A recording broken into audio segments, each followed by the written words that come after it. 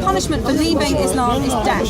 Public or private is kind of irrelevant. What do you think about that? Why would you worship a God who orders that? Right, you seem to have forgotten that your own Bible also says that there is death for an apostate. So let's see what the ruling is on apostasy. Deuteronomy chapter 13, which speaks about an apostate in your own house. If one of your family commits apostasy, what are you to do? You are to be the first ones to stone the apostate in your own family.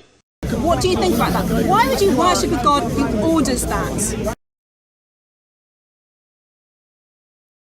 And Jesus upheld this law in Matthew 23, Matthew 5:17. He says, if you do not obey the least of these commandments, the commandments to execute the adulterer, execute the blasphemer, execute the apostate, you will be called least in the I am very sure. You will be called least in the kingdom of heaven. Now Paul, of course, the Apostle Paul abrogated, he said in Ephesians 2:15, all this law has been abolished. But Jesus said, I have not come to abolish the law.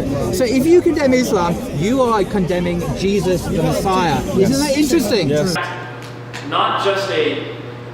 If you're not just a secularist with a little bit of Christian peanut butter on top, but if you really want the Word of God to form your worldview and the way you think, then you look at what happens in the Old Testament.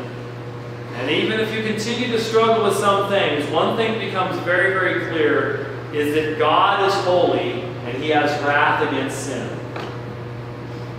And you learn that we take sin far too lightly, we countenance it far too easily, and we are really trying to edit God into something more comfortable. We don't realize that He has the right to bring His wrath to bear against any sinner at any time and in any way He pleases. Now most Christians I know will say, oh sure, God would have the right to destroy any rebel sinner at any point in time. Then when God does it, they get really upset.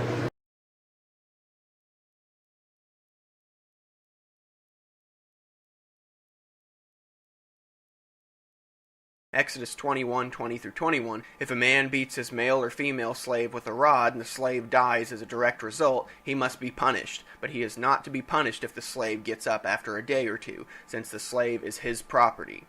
You can thrash them within inches of their lives, but make sure you don't directly kill them. Short answer, yes. Long answer, yes.